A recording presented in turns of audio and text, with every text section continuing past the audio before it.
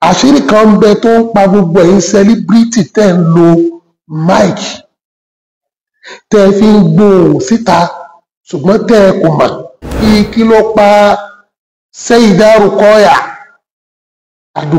Gawat tí wọ́n rọ̀ ọ̀pọ̀lọpọ̀ ẹ̀yin celebrity ó ti jẹ́ kí àìsàn ti wọnú ara yín, ó ti jẹ́ kẹ́ ẹ kàgbákò, ó ti jẹ́ kẹ́ ẹ màgbákò, ó ti jẹ́ ẹ rí àgbákò.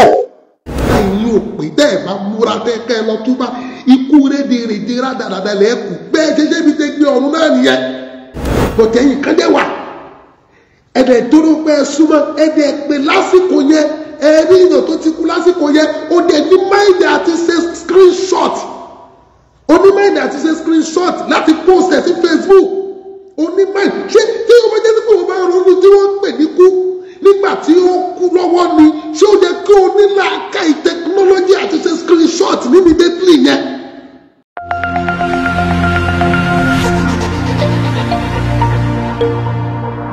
ẹ jẹ́ kí n tú àṣírí ńlá èyí tí ó máa ń pa gbogbo sọ̀rọ̀sọ̀rọ̀ nípa máikrófóònù yìí tí wọn kò mọ̀ kí n tó wá sọ̀rọ̀ nípa Alhaja Rukayat gbogbo àwọn tí wọ́n ń wádìí kí ló pa kí n kọ́kọ́ sọ̀rọ̀ lórí máikrófóònù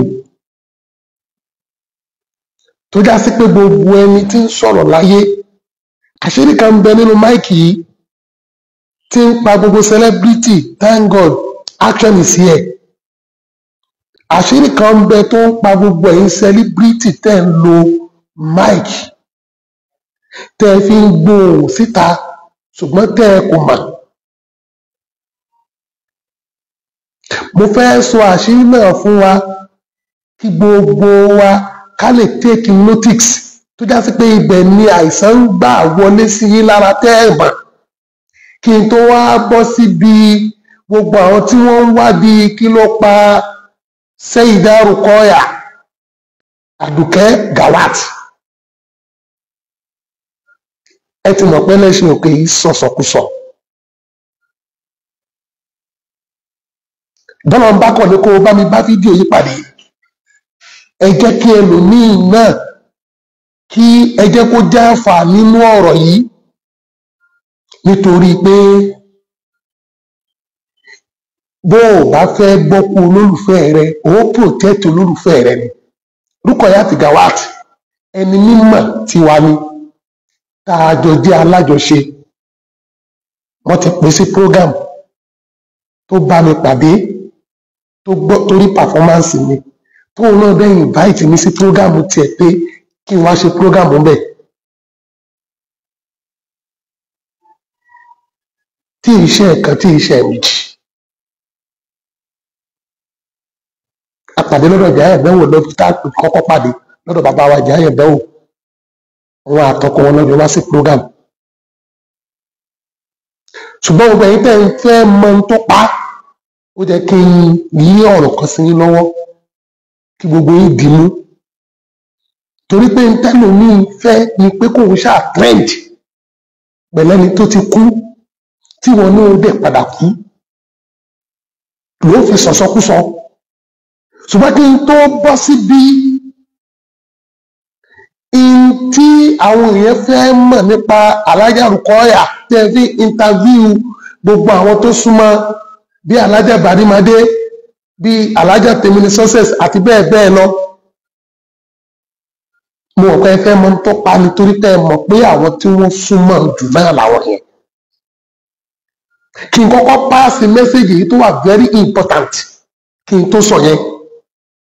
òun ni pé máikrófóònù tẹ́rí yìí ti pa ọ̀pọ̀lọpọ̀ celebrity tí wọn kò mọ̀. celebrity ti kó ọ̀pọ̀lọpọ̀ àrùn nídìí máìkì tí wọn kò mọ̀. ṣé ẹ rí bí aláàárẹ̀ kan aláìsàn kan bá gba máìkì mú tó lò ó tó fi perform ṣe hàn pé kí celebrity tó gba máikrófóònù kó fẹ́ perform igba èèyàn ni ó ti kọ́kọ́ lo máìkì yẹn ní at that moment. bí ìtọ̀ ẹnu aláàárẹ̀ kan bá wọnú microphone síbẹ̀, ìtọ̀ ẹnu tó wọnú mic tàbí yẹn wá síbi mic yẹn, all of those germs and virus can be passed on. Tó ń já sí pé ẹlòmíì tó bá gba mic yẹn mú dání, gbogbo àìsàn tó wà lára ẹni tó sí sínú mic yẹn àbẹ́ni títọ́ ẹ̀ bọ́ sínú mic yẹn, gbogbo àìsàn yẹn lẹ́lòmíì ò contact, torí communicable disease ni, disease that spread from one person to another ni àwọn sinuses infection àtàwọn virus mi. Mic yẹn jẹ́ kó gbélé fún 24 hours kí ẹlòmíì tó lè gbámú kó tó lè lo kí nǹkan tó lè má ṣe é. Kò ń ṣe pé ọgbà mẹ́kọ̀ọ́ wá ní ohun báyìí o láǹsọ̀ action, you always do like this. Ẹlòmíì máa mú máìkì máa mú no ìyẹn kọ́, máìkì yẹn gbọ́dọ̀ gbélẹ̀ ni. Kíní tí wọ́n rọ̀ ọ̀pọ̀lọpọ̀ ẹ̀yin sẹ́líbírìtì, ó ti jẹ́ kí àìsàn ti wọnú ara yín, ó ti jẹ́ kẹ́ ẹ kàgbákò, ó ti jẹ́ kẹ́ ẹ màgbákò, ó ti jẹ́ ẹrí àgbákò. Kí bàbá àgbákò má bínú.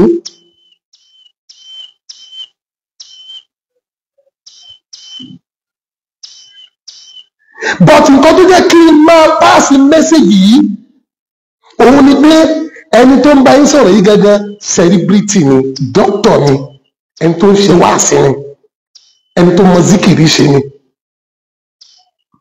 I just need to share this information to every one of you to be benefit on it. Ẹnìkan rí bàbá ìmọ̀ọ́mọ̀ ọ̀fà ní ọba wọn pàdé program, ó wá rí tí wọ́n fi white handkerchief cover mic. Ìmọ̀ọ́mọ̀ ọ̀fà wá fi ń sọ̀rọ̀, ó wá ní ìmọ̀ọ́mọ̀ ọ̀fà ní illiterate. Mo ní lẹ́nu rẹ̀, bàbá mi kọ́ ní illiterate, ìwọ gangan tó sọ yẹn jáde ló gọ. Ìmọ̀ọ́mọ̀ ọ̀fà gangan ní dókítà tó mọ̀ pé àwọn gbọ́dọ̀ ní special microphone white táwọn máa fi bo special handkerchief táwọn máa fi bo mic, nítorí virus ni, nítorí àwọn disease ni, nítorí àwọn germs ni, torí ọ̀pọ̀lọpọ̀ èèyàn ni wọ́n rìn tí wọ́n gbé àìsàn rìn tẹ́lẹ̀ kankan ò dẹ̀ mà. Òun lẹ́yìn tó bá mú mic dání tó bá cover ẹ̀ láṣọ, àwọn èèyàn ni wọ́n protect health yẹn, protect your health. Ẹ̀yin celebrity, invest on your health. Your health is your wealth. Tó bá jẹ́ pé fọ́tò ló kọ́kọ́ fẹ́ fi yà, mú dání má fi sọ ha kọ́ fi yà ń fọ́tò, ó fẹ́ fi yà fọ́tò, mú dání báyìí má ti sọ ha wọ́n fi yà ń fọ́tò. Tó bá tó wá fẹ́ bẹ̀rẹ̀ ọ̀rọ̀, fi white handkerchief tí wọ́n tí ì fi nojú, tí wọ́n tí ì fi ṣe nǹkan kan, fi cover mic yẹn. Ṣùgbọ́n ìṣe bẹ́ẹ̀, people spit on the mic, sneeze on them, and handle the microphone for the top down. All of those germs and virus can be passed on. Tí mic yẹn ò bá gbélẹ̀ fún 24 hours, ẹni tó bá mú mic yẹn at that moment náà máa gba gbogbo virus àti germs yẹn sára. Eléyìí ló ń fọ́ ọ̀pọ̀lọpọ̀ àìsàn tó fi wọ ọ̀pọ̀lọpọ̀ gbogbo àwọn celebrity tí wọ́n kú máikrófóònù dání. I need to pass this information torí gbogbo àwọn tí wọ́n protect máìkì tí wọ́n ń lò lójú òtún àwọn tí wọ́n ń gbá máìkì mú láì protect ẹ̀. O ò ní ìkankan ní tó fẹ́ lò tó bá délé lálẹ́ bóyá bí ìdìwọ́ọ̀mù àbí antibiotics tó fẹ́ lò tó bá délé tó mọ̀ pé tí bá ti délé mo ti ní antibiotics mo fẹ́ lò tí gbogbo virus tó lè gbà wọnú ara mi ti tọ́ onímọ̀ ń pa ẹ̀ tó bá ti délé ọkọ̀ fẹ́ sùn ní then protect yourself. Mi ò lílé yìí ló pa Rukayat Gawat o. I'm only passing this information kí gbogbo èèyàn náà lè ti bẹ̀jẹ̀ àǹfààní ni o. Káwá gbọ́ síbi àwọn tí wọ́n ń wádìí tó pa Rukayat Gawat. Tó pa Rukayat Gawat náà ń bẹ nínú tí ó pa wọ́n náà, ṣèbí ikú ló pa, ikú yẹn náà dẹ̀ ni ó pa wọ́n náà. But the main problem tí gbogbo èèyàn ò mọ̀ ní pé ikú tí ó pọ̀ ní kálukú gbogbo wa la ń gbé sára. Ruqayat ti protect rẹ̀ nínú àìsàn lẹ́ẹ̀fi gbogbo sick for a long while. Ó protect rẹ̀ dáadáa lẹ́ẹ̀fi gbogbo ó sick for a long while. Gbọ́ pé wọ́n sàárẹ̀. Gbọ́ pé wọ́n gbé dìgbàdìgbà. Torí pé ó sì celebrate that day ní on the 15th of this month. Nígbà tí wọ́n dẹ̀ fẹ́ áàkì ṣe ńlá ilé ẹ̀ ó bọ́ sórí Facebook ó sọ̀rọ̀ ń pa ẹ̀. Everybody that knows her know that she is feeling better.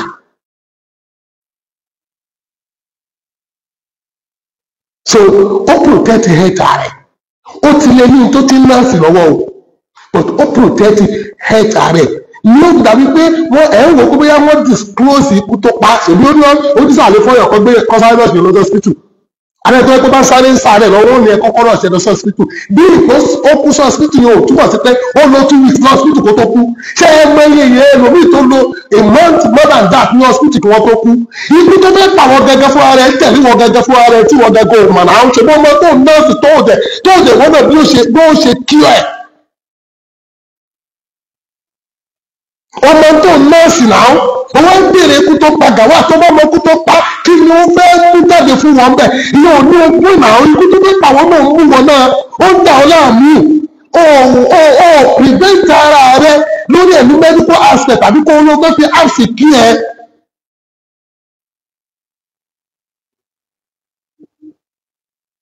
Mo rẹ́ni tó ti bèèrè lọ́wọ́ tèmi nígbà tó ti mọ post picture mi àti ẹ̀ pé alájẹ ẹ̀jọ̀ kí ló pa. Mo ní kí n tó pààyàn kí ló fẹ́ ṣe fún wọn kí ni wọ́n fẹ́ ní pa yín tó fẹ́ pa wọn gan tẹ̀lé wọn káàkiri hiccups tí ó ń dá ọ láàmú tí ó pa ọ nìyẹn tí wọn náà bá múra bẹ́ẹ̀sì tó ń dá ọ láàmú tí ó pa ọ nìyẹn tó bá múra high blood pressure tó ń dá ọ láàmú tí ó pa ọ nìyẹn tó bá múra diabetes tí ó ń dá ọ láàmú tí ó pa ọ nìyẹn tó bá múra sinus infection hepatitis B HIV coronary artery disease HPV human papilloma virus wá àti mo ní gbogbo tó ń dà wọ́n náà láàmú tó fẹ́ pa wọn náà nìyẹn tó dẹ̀ káràmáàsì kí ẹ̀ tó wọ́n wá ikú kan tó pa celebrity ìjọba bá a ti ń sọ fún gbogbo wa lórí platform yìí pé ikú tí ó pa wọ́n tẹ̀lé wa káàkiri tí ó ti torí ẹ̀ kó lọ wá solution síra rẹ̀ tó fẹ́ mọ ikú tó pa celebrity. The way you are seeing her so ó jọ ẹni tó ń sick tó tí àìsàn dá dùbúlẹ̀ àbọ̀ gbogbo ti flare out. Ẹ jẹ́ kí gbogbo wa ká lọ wà very very careful. Àtẹ̀yìntẹ́ fẹ́ fi píktọ̀ ẹni tó kú trend ẹni tí ó dalẹ̀ èyí Ọlọ́run nìkan ló máa. But ibi tí mo ń lọ tó jẹ́ mẹ́sẹ̀gì tó wà solid fún gbogbo ẹ̀yin celebrity ẹ lọ kọ́ṣọ́ microphone tẹ́ bá ń lò.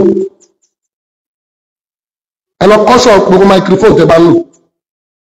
Ẹ wá white handkerchief tẹ́nìkan kan ò tí ì lò tí wọ́n ò tí ì tinújú ẹ máa fi bo máìkì yín ibẹ̀ láìsàn tí ń bá wọnú ara yín ẹlòmíì pariwo lásán gan ó ti bẹ́ẹ̀ ní lungs disease láì mu sìgá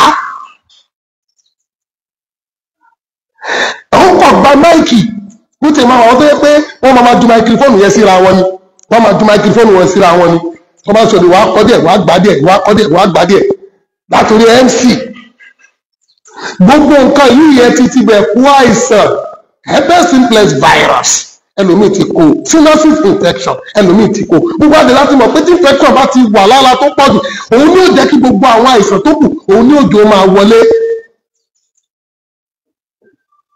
Mo nílì láti pàṣẹ mẹ́sẹ̀gì yìí fún gbogbo wa ká ti bẹ̀ kẹ́kọ̀ọ́. Kò sẹ́ni kankan tó expect eléyìí tó ṣẹlẹ̀ sí olóògbé yìí but the best thing tí olóògbé yìí máa ṣe láyé ìyẹn náà tó kó yẹ̀yàn lọ́dọ̀ ọba tó ní what are the best thing tó olóògbé yìí máa ṣe bàbá náà gbẹ̀ ní God bless you lórí Facebook ibẹ̀ ni mo ti pàdé Rukayat Gawat gbẹ̀yìn lọ́nà bàbá náà gbẹ̀ ní tó tún wá ń dúpẹ́ fún mi pé ẹ kú ìdìde òde tá a pè ní sí tẹ́ ṣe kí n tẹ́ wá the best thing tí olóògbé yìí máa ṣe náà tó láàyàn lọ́dọ̀ ọba tó ní yàtọ̀ sí pé ó ń kírun ó ń gbàwẹ̀ ó ṣe dáadáa ó ń tọ́jú àwọn ọmọ òrukàn lọ́jọ́ program bàbá wa jà níyàn kó dánmi wò Sheikh Qasim Ajọ́lọ́jà tí wọ́n pè é ó pé aṣọ fún gbogbo àwọn opó lọ́dún yẹn ó dẹ̀ tún ha owó fún wọn. I think it was Ramadan period time. Rukayat ọmọ Ìgbàjà ni ọmọ Ìgbàjà home of peace ọmọ àrólálẹ̀ ní àwọn máa kọjá ní Ìgbàjà lọ sí òkè ọdẹ ní ìlú tí wọ́n ti bí gangan ìlú Ìgbàjà ni local government kan ní gbogbo wájọ́ ń lò. I know her very very well.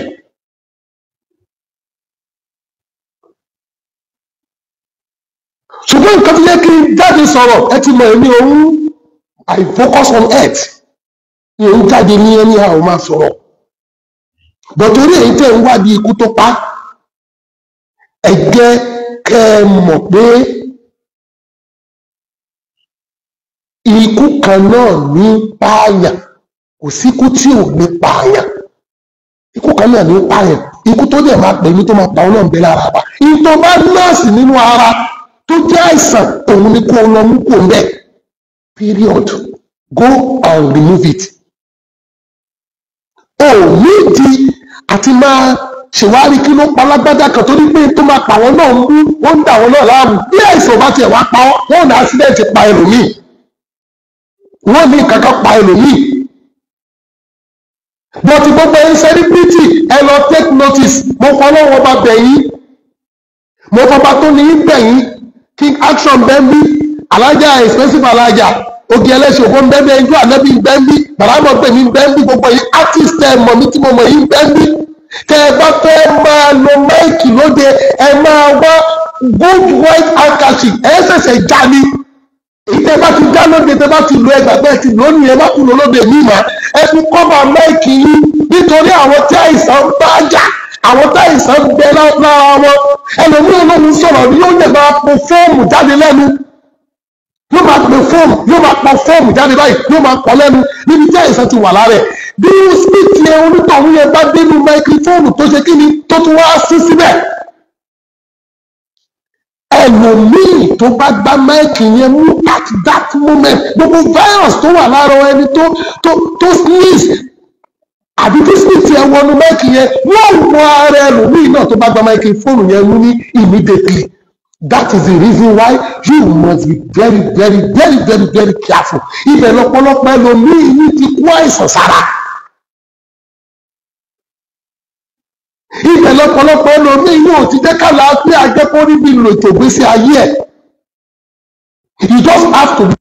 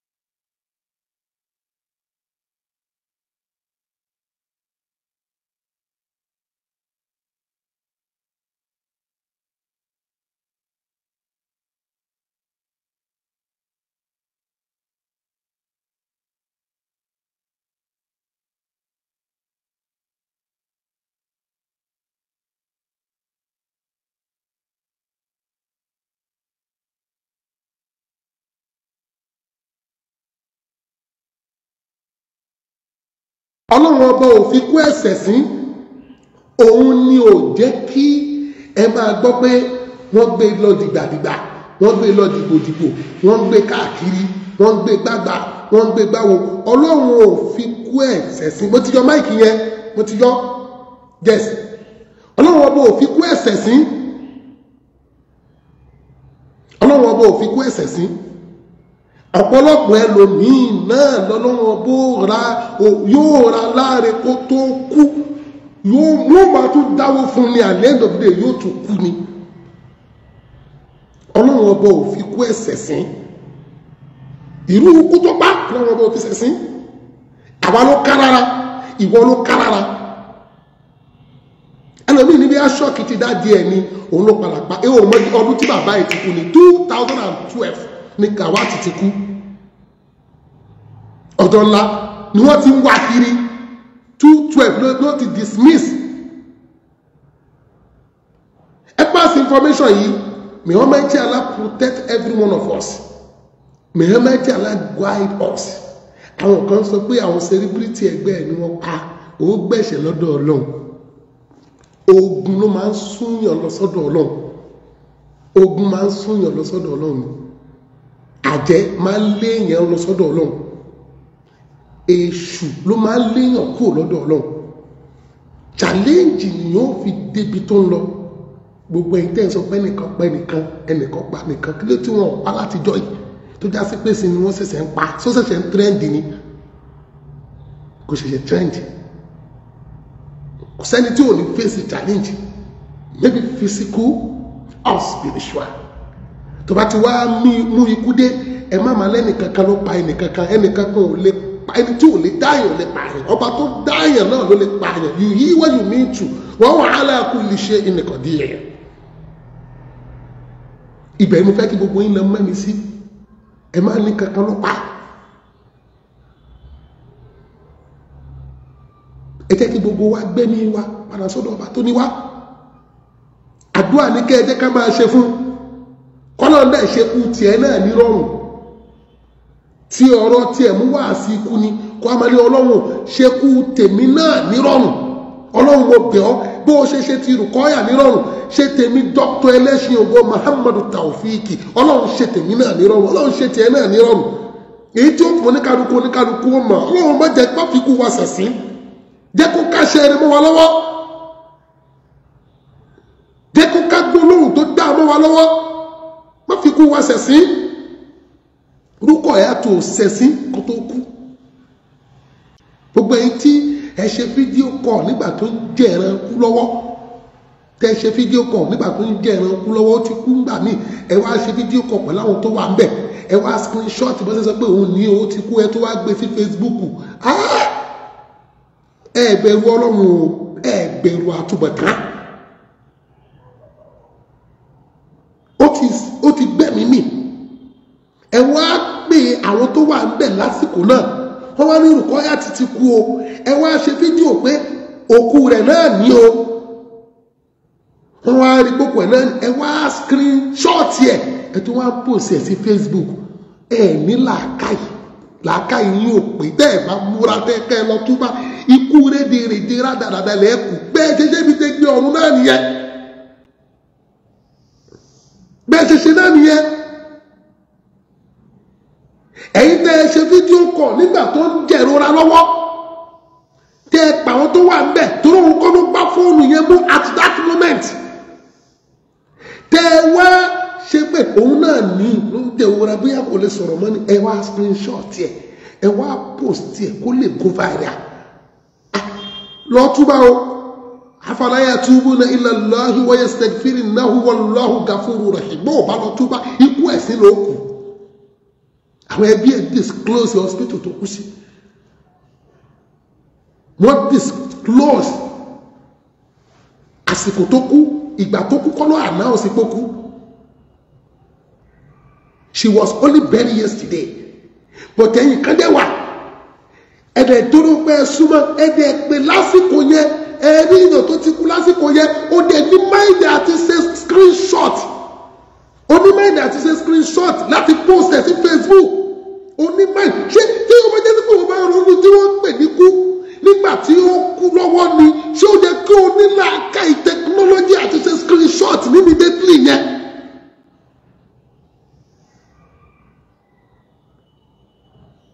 àwọn èèyàn afala ta'qiluna ṣe làákàyè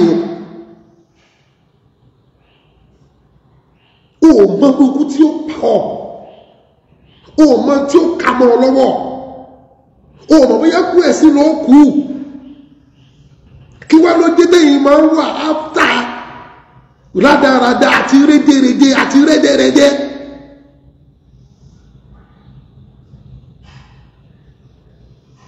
tí ìgbà tí bá ti wà nírọ̀lẹ́ ayé, ikú tó dá sí pé tíyàn bá kú nígbà bẹni tó fẹ́ announce kó ti kú. Ẹ̀rù máa bà wọ́n tí wọ́n gbọ́ pé èèyàn kú, oníkálukú ò ní lè sùn mọ́júmọ́.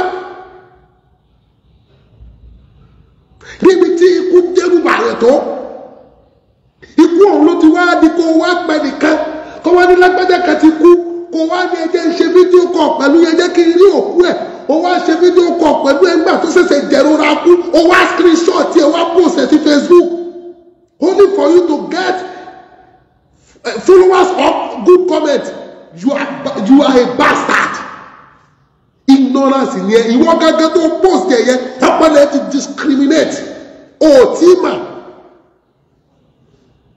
Mo gbélé ìtúbí encourage gbogbo ẹ̀yin ẹlòmíì tẹ́ bá gbóhùn mi tọ́lọ̀ bá ní ẹ bá fídíò yìí pàdé tọ́ bá ní ẹnìkan kú ní sàkání rẹ, no matter how the person is close to you, how this person is distant to you, má ṣe fídíò kan torí pé o fẹ́ screenshot òkú yẹn kó wá post ẹ̀ sí Facebook. Jẹ́ kí bẹ̀rù Ọlọ́run máa bẹ lára rẹ. Nígbà tí Buhari tún kú, nígbà tí wọ́n jẹ́ ìrora débi tí wọ́n kú yẹn, àríwé rẹ̀ kan náà tó lọ fi ṣe tó lọ fi sí status.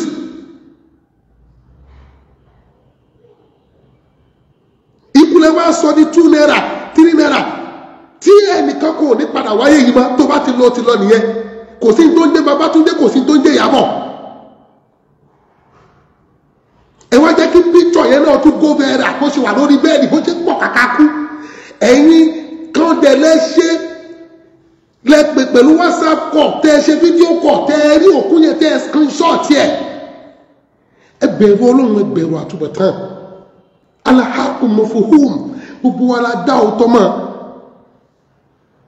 Àìsàn tí ó pa wọn náà ìwọ náà ń gbé kiri nísìnyí ó mọ òkú ìmọ̀ pa àìsàn yẹn yóò padà kírítíkà lọ́jọ́ kan tí agbára kankan ò ní ká tó já sí pé ikú nìkan ni ó bá kúrò lára rẹ. Àìsàn tó high blood pressure tó mọ́nítọ̀ yẹn bí òun náà ni ó padà pa ọ́ tó máa di tọkọ tó máa rise up tí ò ní lọ sílẹ̀ mọ́. Mo bẹ̀ yín, gbogbo ẹ̀yin tí mẹ́sẹ̀gì mi bá dọ́dọ̀ yín, ẹ má bínú bí mo ṣe ń sọ̀rọ̀. Mo ń ronú àwọn nǹkan tí ẹlòmíì ò ní ìròní lórí. Iyyakum waragibata fi dunya fa innaha ni'matun zahilatun wa hayatun munqati'atun wa shahawatun faniyatun innama dunya daru ma la dara lahu wa malu ma la mala lahu. Ruqayat ò lé ayé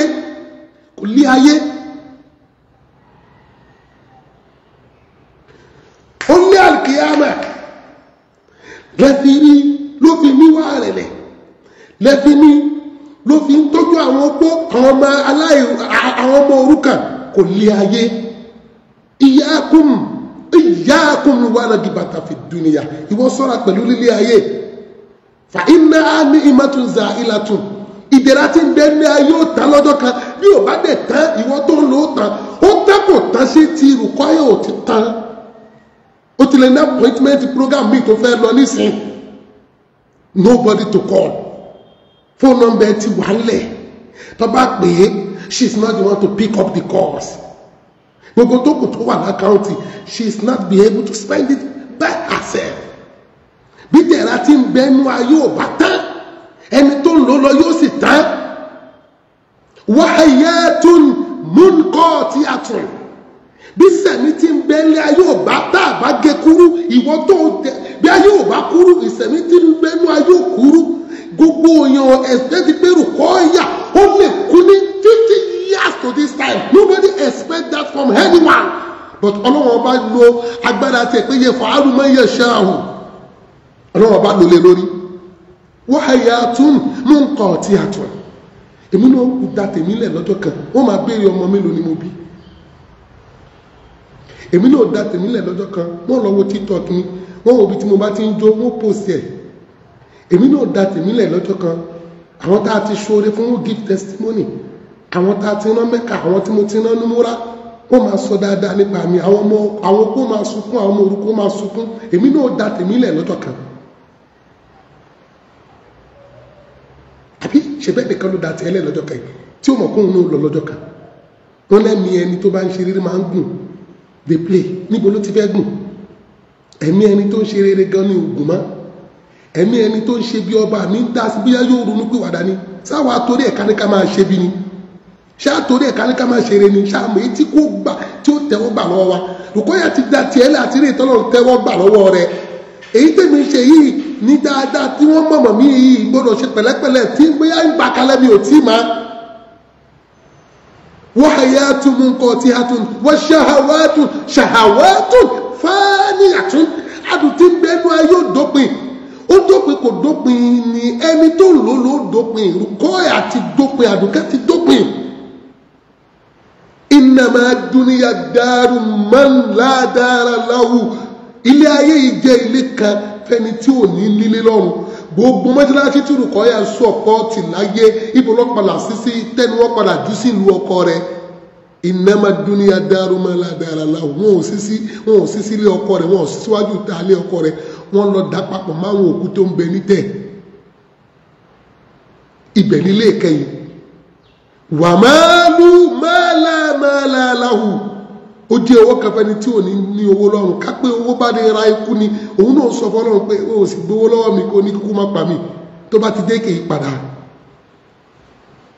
mo rọ̀ wá mo bẹ̀ wá tẹ́nìkan bá kú wá sí ni ká mú níbẹ̀ ká máa mọ̀ pé ọlọ́run ọba lọ́ba tó ń dára ẹ má jẹ́ ká tara ẹni tó kù yẹ ká tún kàgbákò tiwa ń bẹ̀ èyí tẹ lọ mú píkṣọ ọgbà tó ń pọ̀ kàkà kú lọ́wọ́ tẹ ṣe fídíò kọ̀ pẹ̀ láwọn tó wà ń bẹ̀ tẹ wá screenshot ẹ tẹ post ẹ bẹ̀rù ọlọ́run ẹ lọ túbá kíbi inú ọlọ́run kó bàbá fi lè ṣẹ lára gbogbo yín mẹ́sẹ̀gì mi ò ní jù báyìí lọ mo ti sọ àdéhùn tó wà ní máìkì ẹ jẹ́ kí gbogbo àwọn celebrity tí wọ́n náà bá ti mọ̀ lẹ́gbẹ̀ẹ́ rẹ̀ máa sọ fún pé àdéhùn Eleshin Ogo ló wà nínú máìkì ni o máìkì tẹ́ ẹ mú dání yìí o tí gbogbo àwọn èèyàn ń lò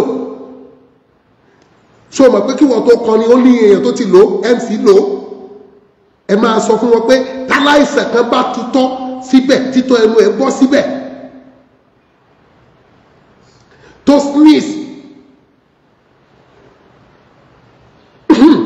ó fi síbẹ̀ ẹ máa sọ fún wọn pé ẹni tó bá gbá máikrófóònù yẹn mú lẹ́sẹ̀kẹsẹ̀ tó padà tí máìkì yẹn dọ́dọ̀ ẹ̀ ní next all of those germs and virus can be passed on yóò bá òǹtọ̀ ní oko ni òun ní pé kẹ́ ẹ máa wá handkerchief tó bá tuntun ẹ fi bo máikrófóònù yín